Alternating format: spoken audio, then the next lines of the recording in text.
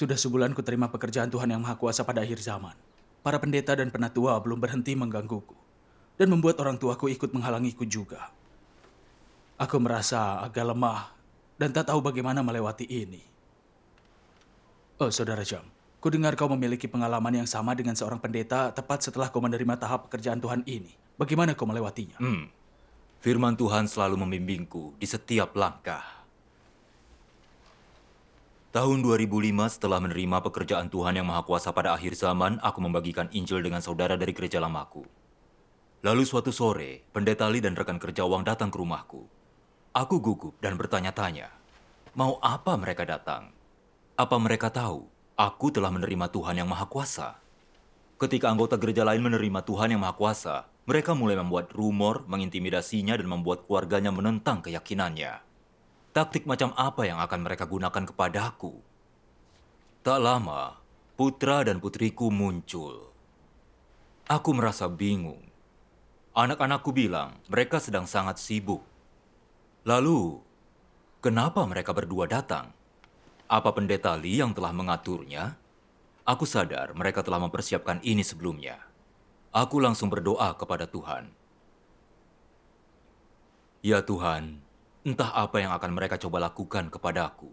Tingkat pertumbuhanku terlalu kecil untuk menghadapi ini. Tolong bimbing dan bantu aku agar tetap kuat di jalan yang benar. Amin. Aku merasa lebih tenang setelah berdoa. Barulah kemudian pendeta Lee tersenyum dan berkata, Saudara Chang, aku dengar kau kini telah menerima kilat dari timur. Apa itu benar? Sebanyak apapun kebenaran di dalam kilat dari timur, tak bisa kami terima. Kita semua sudah lama percaya kepada Tuhan dan berkhotbah untuk Dia. Kita semua tahu Tuhan Yesus disalibkan dan menjadi korban penghapus dosa yang menebus kita dari dosa. Kita harus selalu menjunjung tinggi nama dan jalan Tuhan. Kita tidak boleh percaya kepada Tuhan yang lain. Dengan menyimpang dari Tuhan Yesus dan percaya kepada Tuhan yang Maha Kuasa, bukankah kau mengkhianati Tuhan? Aku tidak gentar dan berkata dengan tenang, Pendeta Lee, kita harus objektif dan praktis. Kita harus memiliki bukti dan tidak sembarangan mengutuk. Iya benar. Kau belum menyelidiki jalan kilat dari timur atau membaca firman Tuhan yang Maha Kuasa. Jadi bagaimana kau bisa simpulkan aku mengkhianati Tuhan dengan menerima kilat dari timur? Apa kau tahu dari mana datangnya kebenaran? Apa kau tahu siapa yang mengungkap kebenaran? Yesus berkata kepadanya, Akulah jalan, kebenaran, dan hidup. Tuhan adalah sumber kebenaran. Mengapa kau bilang sebanyak apapun kebenaran dalam kilat dari timur, kita tak bisa menerimanya? Bukankah itu secara sengaja menolak Tuhan dan kebenaran? Iya. Apa kita dianggap sebagai orang yang percaya kepada Tuhan? Aku bilang pada mereka, belakangan aku telah membaca firman Tuhan yang Maha Kuasa. Dan aku melihat bahwa itu semua kebenaran. Mereka menyingkap banyak kebenaran dan misteri. Semua perjuanganku selama bertahun-tahun beriman telah diteguhkan melalui firman Tuhan yang Maha Kuasa. Amin. Aku sangat percaya bahwa Tuhan yang Maha Kuasa adalah Tuhan Yesus yang datang kembali. Mengikuti Tuhan yang Maha Kuasa berarti menyambut kedatangan Tuhan. Amin. Amin. Kau bilang beriman kepada Tuhan yang Maha Kuasa adalah pengkhianatan kepada Tuhan Yesus. Apa itu sesuai kebenaran? Ketika Tuhan Yesus datang untuk bekerja, banyak orang meninggalkan bait suci untuk mengikutinya. Apa itu berarti mereka mengkhianati Tuhan Yahweh? Sama sekali tidak. Meski pekerjaan penebusan Tuhan Yesus berbeda dengan pekerjaan memberitakan hukum yang dilakukan Tuhan Yahweh, serta nama Tuhan juga berubah, Tuhan Yesus dan Yahweh adalah Tuhan yang satu dan sama. Dengan percaya kepada Tuhan Yesus, mereka tidak mengkhianati Tuhan Yahweh, tapi mengikuti jejak anak domba dan memperoleh keselamatan Tuhan. Iya. Bahkan, mereka yang percaya kepada Tuhan Yahweh tetapi tidak menerima Tuhan Yesus adalah orang yang meninggalkan dan mengkhianati Tuhan. Iya. Iya. Aku melanjutkan dan berkata, pekerjaan Tuhan yang Maha Kuasa berbeda dengan Tuhan Yesus, dan nama Tuhan sudah berubah. Tetapi mereka adalah satu Tuhan. Tuhan hanya melakukan pekerjaan berbeda pada zaman yang berbeda. Tuhan Yesus melakukan pekerjaan penebusan pada zaman kasih karunia, yang hanya mengampuni dosa-dosa kita. Dia tidak selesaikan natur berdosa manusia. Karena itu dia berjanji akan datang kembali untuk melakukan pekerjaan penghakiman. Tuhan yang Maha Kuasa telah datang pada akhir zaman, mengungkapkan kebenaran untuk menghakimi kita atas dasar pekerjaan penebusan Tuhan, untuk menyelesaikan watak iblis dan natur berdosa kita.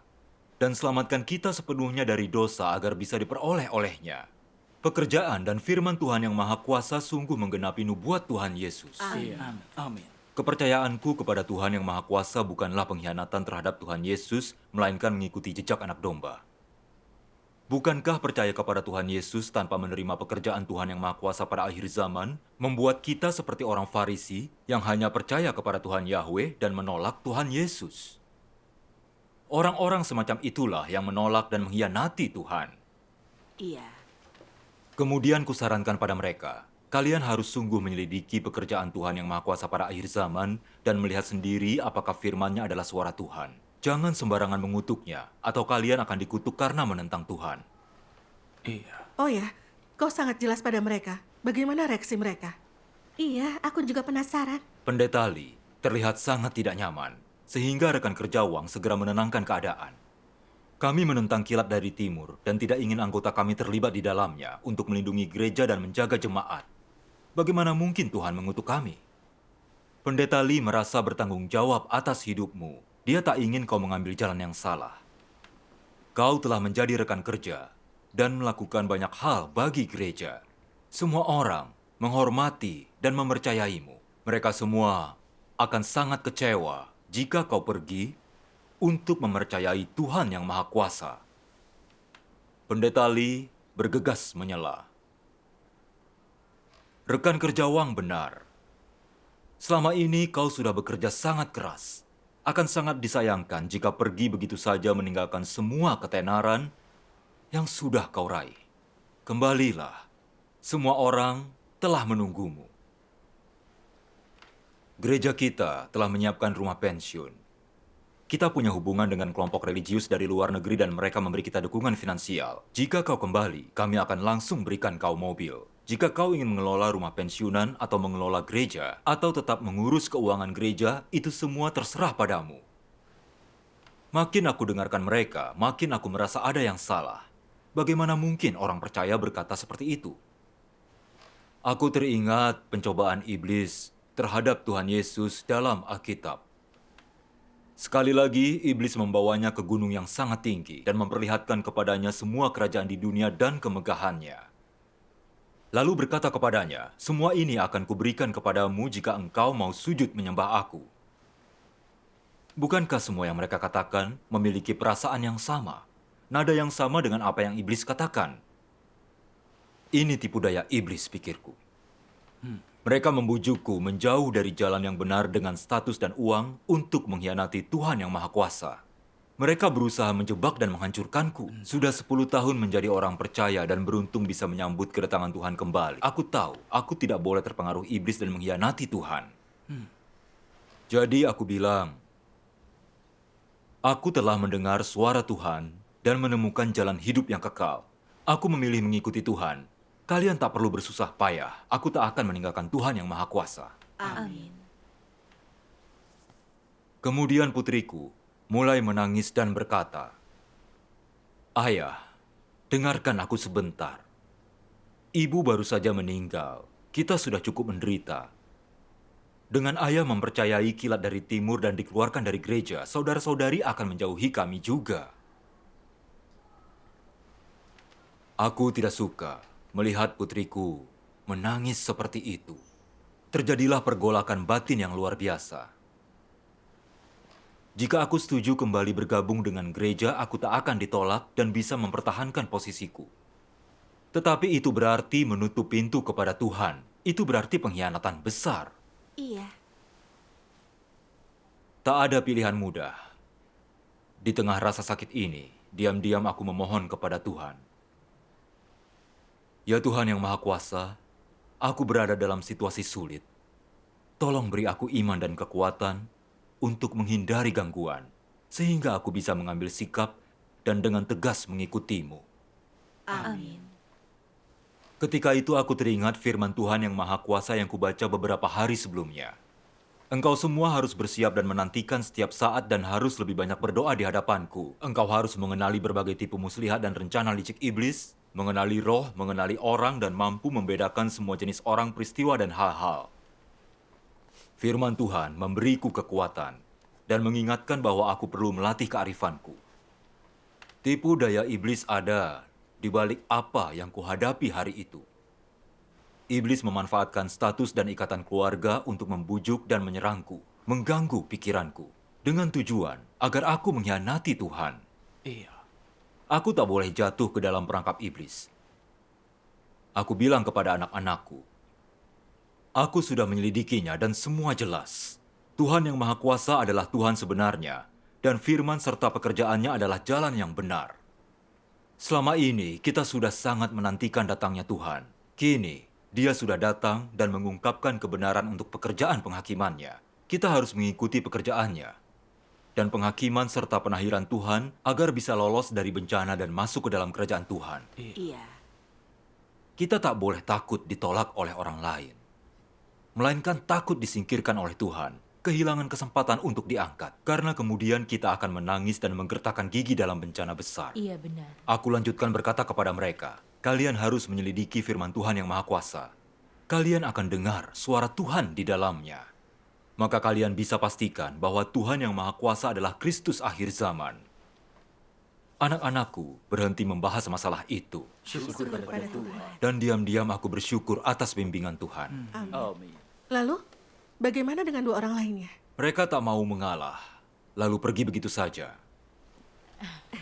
Syukur kepada Tuhan. Kepada Tuhan. Beberapa hari kemudian, mereka kembali untuk mencobaiku dengan pernikahan. Pendeta Lee berkata, kau baru saja kehilangan istrimu. Putrimu sudah menikah dan putramu jarang ada di dekatmu. Pasti sangat berat bagimu hidup sendiri. Harus ada seseorang yang menemanimu. Saudari Wang di gereja, statusnya juga lajang. Dia cukup berada, disukai dan antusias dalam keyakinannya. Bukankah akan bagus jika kalian berdua bisa bersama, saling mengisi, dan melayani Tuhan bersama? Malam itu, Saudari Wang meneleponku. Dia terus mendesakku untuk tidak percaya pada kilat dari timur lagi. Dia juga bilang, jika aku kekurangan uang untuk pernikahan putraku, aku hanya perlu bilang. Mendengar ini membuatku merasa tercabik-cabik. Ketika istriku sakit dan hanya bisa terbaring, putri kami mengalami kecelakaan. Itu membuatnya masuk rumah sakit. Saudari Wang datang untuk mengurus istri dan juga putriku. Aku sangat bersyukur kepadanya. Apa aku akan menyakiti perasaan Saudari Wang jika tidak menerima sarannya? Namun dengan menurutinya demi melindungi hubungan kami, itu berarti mengkhianati Tuhan. Aku sungguh putus asa dan berulang kali berdoa kepada Tuhan. Aku sedikit berusaha keras dan menolaknya dengan sangat halus. Jadi pendeta dan rekan kerja itu membiarkanmu setelah itu, kan? Sama sekali tidak. Mereka menggunakan taktik yang lebih jahat. Suatu hari pendeta Lee datang menemuiku saat aku sedang bekerja di ladang dan berkata, Saudara Chang, jika bukan demi dirimu sendiri, pikirkanlah anak-anakmu. Putramu baru saja bertunangan, dan seluruh keluarga tunangannya percaya kepada Tuhan. Jika mereka tahu kau percaya Tuhan yang Maha Kuasa, apa dia akan diizinkan untuk menikahi putramu? Bukankah itu berarti bencana untuk pernikahan putramu? Kau harus pikirkan itu.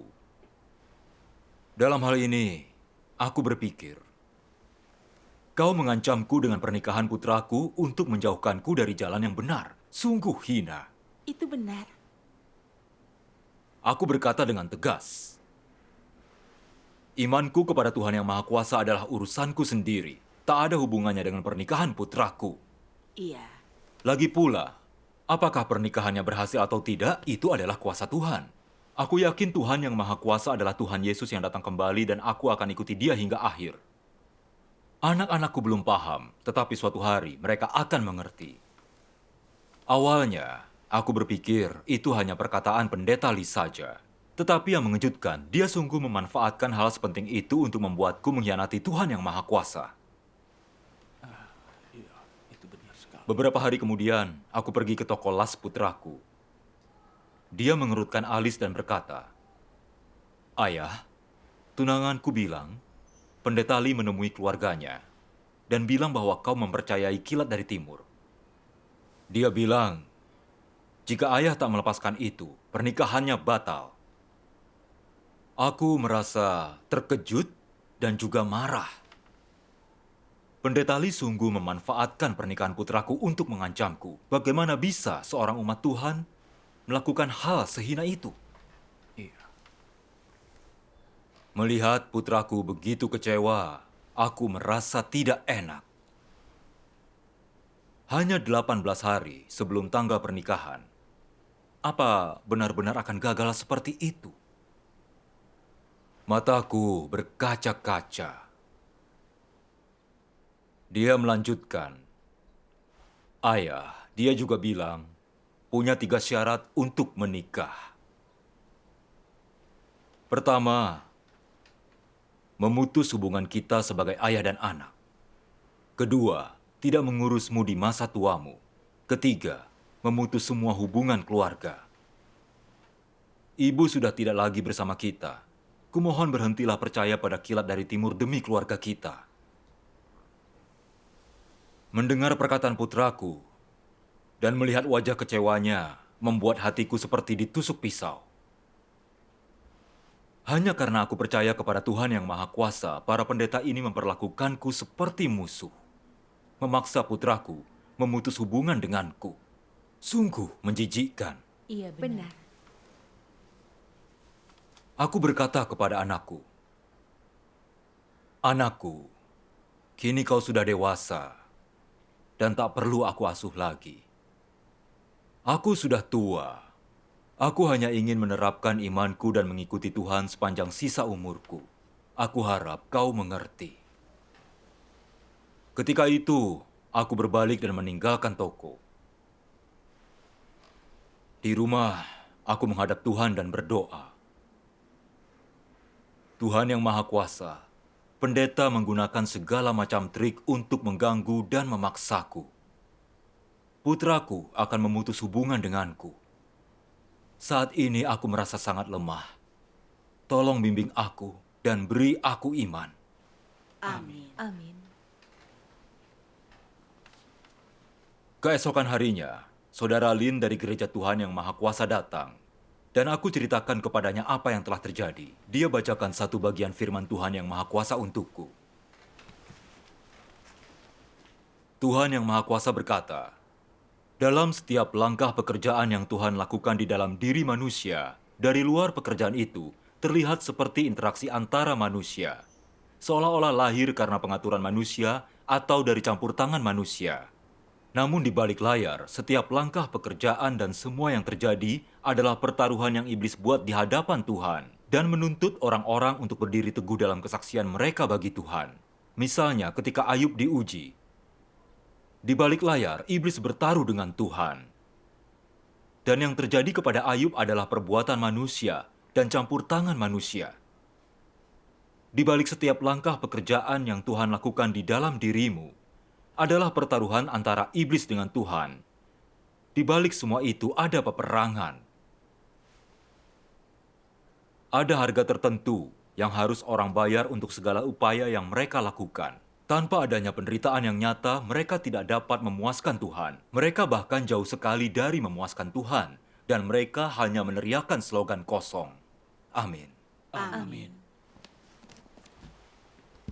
Ketika dia bicara tentang pertarungan spiritual dalam konteks firman Tuhan ini, aku mengerti bahwa ketika kita dihalangi, diganggu, dan dipaksa oleh kependetaan, itu mungkin terlihat dilakukan oleh manusia. Tetapi kenyataannya, iblislah yang coba mengganggu kita.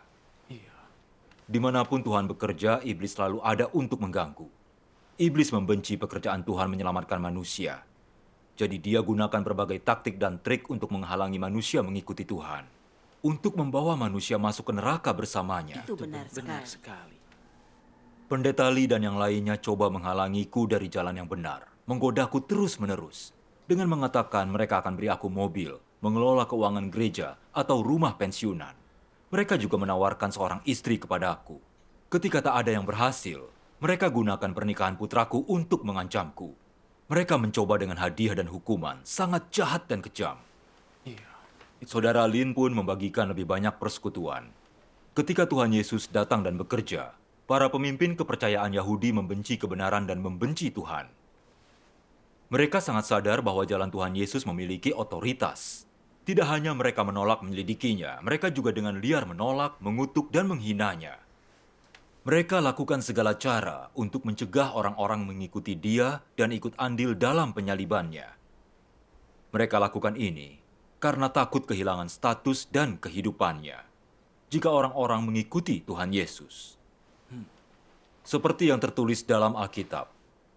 Lalu berkumpullah imam-imam kepala dan orang-orang Farisi dalam sebuah sidang dan berkata, "Apakah yang kita lakukan? Orang ini membuat banyak mukjizat. Jika kita biarkan dia, semua orang akan percaya kepadanya, dan orang-orang Roma akan datang dan merebut tempat dan bangsa kita." Maka sejak dari itu, mereka bersekongkol berusaha membunuh dia.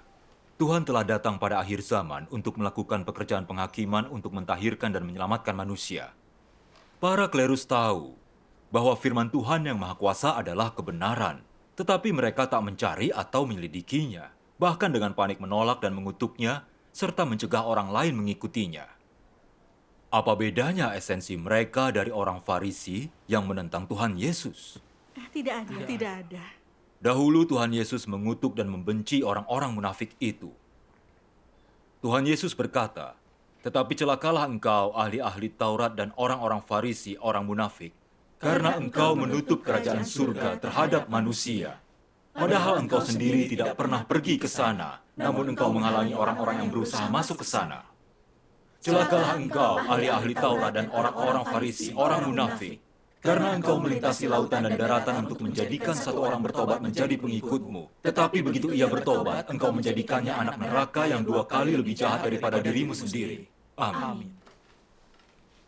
Firman Tuhan yang Maha Kuasa juga mengungkap esensi dan akar penyebab penolakan para pemimpin religius kepada Tuhan. Mari kita baca bersama. Baiklah. Tuhan yang Maha Kuasa berkata, "Ada orang-orang yang membaca Alkitab di gereja-gereja besar, membacakannya sepanjang hari. Tetapi tak seorang pun di antara mereka yang memahami tujuan pekerjaan Tuhan. Tidak ada seorang pun yang dapat mengenal Tuhan. Bahkan tidak ada seorang pun yang dapat selaras dengan hati Tuhan. Mereka semua tidak berharga, manusia hina, masing-masing meninggikan diri untuk mengajar Tuhan. Mereka dengan sengaja menentang Tuhan, bahkan saat mereka membawa panjinya. Mengaku beriman kepada Tuhan, mereka tetap saja memakan daging manusia dan meminum darah manusia. Semua orang semacam itu adalah setan-setan yang menelan jiwa manusia. Para penghulu setan yang sengaja menghalangi mereka yang berusaha melangkah ke jalan yang benar, dan batu sandungan yang menghalangi orang-orang yang mencari Tuhan. Meskipun mereka memiliki raga yang kuat, bagaimana pengikut mereka bisa mengetahui bahwa merekalah antikristus yang memimpin manusia menentang Tuhan? Bagaimana mereka bisa tahu bahwa merekalah setan-setan hidup yang mencari jiwa-jiwa untuk ditelan? Amin. Setelah membaca firman Tuhan, aku lebih memahami natur iblis para pemimpin religius yang membenci kebenaran dan menolak Tuhan. Mereka dengan keras menolak dan mengutuk Tuhan yang Maha Kuasa dan menganiaya saudara-saudari yang menjadi saksi pekerjaan Tuhan pada akhir zaman karena mereka ingin menjaga kekuatan atas domba Tuhan selamanya. Mereka ingin domba Tuhan menjadi milik mereka, menjaganya tetap di bawah kendali. Mereka mencegah orang percaya melakukan yang tak bisa mereka lakukan, masuk ke dalam kerajaan Tuhan. Mereka akan masuk ke neraka dan menarik orang lain bersama mereka. Mereka benar-benar segerombolan iblis. Benar sekali. Jika aku tak mengalami sendiri upaya anggota klerus untuk menghalangi, jika bukan karena Tuhan yang berinkarnasi datang dan bekerja pada akhir zaman, menyingkap para pelayan iblis dan antikristus yang bersembunyi di dalam gereja, aku tak akan pernah melihat esensi iblis mereka yang menentang Tuhan. Aku pasti akan disesatkan mereka tanpa tahu apa-apa. Itu benar sekali. Aku melihat wajah mereka yang munafik dan juga mengerikan. Dan keyakinanku mengikuti Tuhan yang Maha Kuasa makin kuat. Amin. Syukur Syukur kepada Tuhan. Aku tetap mewartakan Injil bersama saudara-saudari dari gereja lamaku. Ketika kami dalam perkumpulan suatu pagi, Pendeta Lee dan orang-orangnya kembali datang ke rumahku dan berkata, "Kami sudah bilang berulang kali untuk meninggalkan kilat dari timur. Tidak hanya kau tak mau mendengarkan, tetapi kau juga mencuri dombaku dan mewartakan kilat dari timur kepada mereka. apa kau benar-benar ingin melawanku? Aku bilang, Pendeta Lee, tidak benar kau berkata begitu. Gereja adalah milik Tuhan dan kawanan ini juga miliknya. Kau hanya seorang pendeta, bagaimana bisa kau bilang begitu? Benar. Aku membagikan Injil dengan saudara-saudari agar mereka bisa mendengar suara Tuhan dan kembali ke hadapan tahtanya. Ini benar dan pantas. Kenapa kau menghalanginya? Perkataan yang bagus. Semua merasa lemah dan negatif. Secara spiritual, mereka kering dan dalam kegelapan. Mereka tak memperoleh makanan kehidupan. Tuhan yang Maha Kuasa telah mengucapkan firman, memberi kita jalan hidup yang kekal. Kenapa kau tak ingin orang lain membacanya? Kenapa kau merebut hak dan kebebasan mereka untuk mencari jalan yang benar? Iya. Dengan mencegah mereka melakukan itu, bukankah berarti kau membiarkan mereka mati kehausan dan telantar dalam agama? Iya. Apakah itu pelayan yang baik ataukah pelayan iblis? Pelayan iblis. Iya, pelayan iblis. Wajah Pendeta Lee langsung berubah dan berteriak dengan penuh marah. Aku rasa kau tak bisa ditolong lagi. Jika kau tak mau mengikuti kami dalam iman, tunggu saja kau akan dihukum di neraka. Kubilang, kau tak bisa tentukan aku masuk neraka atau tidak. Kau bahkan tidak tahu cara mengenali suara Tuhan atau menyambutnya. Bagaimana bisa kau memimpin orang lain ke kerajaannya? Itu benar sekali. Hanya Kristus akhir zaman gerbang kita masuk ke kerajaan surga. Aku telah menemukan jalan hidup kekal melalui Dia. Tanggung jawab kehidupanku ada pada Tuhan, bukan kau. Iya, benar. Kemudian, mereka pergi dengan kesal setelah aku mengatakan itu. Kepada Tuhan. Pada Tuhan. Iya. Sejak saat itu, tak ada lagi yang datang menggangguku. Aku memperoleh pemahaman akan beberapa trik iblis setelah melewati pertempuran spiritual ini. Aku juga melihat bahwa pendeta dan penatua dalam agama hanyalah orang Farisi munafik. Bahwa mereka antikristus yang menyangkal dan menolak Kristus. Aku sungguh terbebas dari kekangan mereka. Syukur pada Tuhan. Tuhan. Firman Tuhan yang Maha Kuasa membimbing setiap langkahku untuk menang melawan iblis dan teguh di jalan yang benar. Amin. Aku sungguh bersyukur kepada Tuhan. Syukur pada Tuhan. Tuhan. Mengingat semua yang telah aku alami, itu merupakan sebuah ujian yang besar. Aku berada di tepian antara hidup dan mati. Tanpa bimbingan firman Tuhan, aku tak akan bisa melihat menembus tipu daya iblis. Iya. Jika aku mengikuti daging dan tunduk kepada iblis, keluar dari jalan yang benar, itu akan menjadi pengkhianatan serius kepada Tuhan. Iya.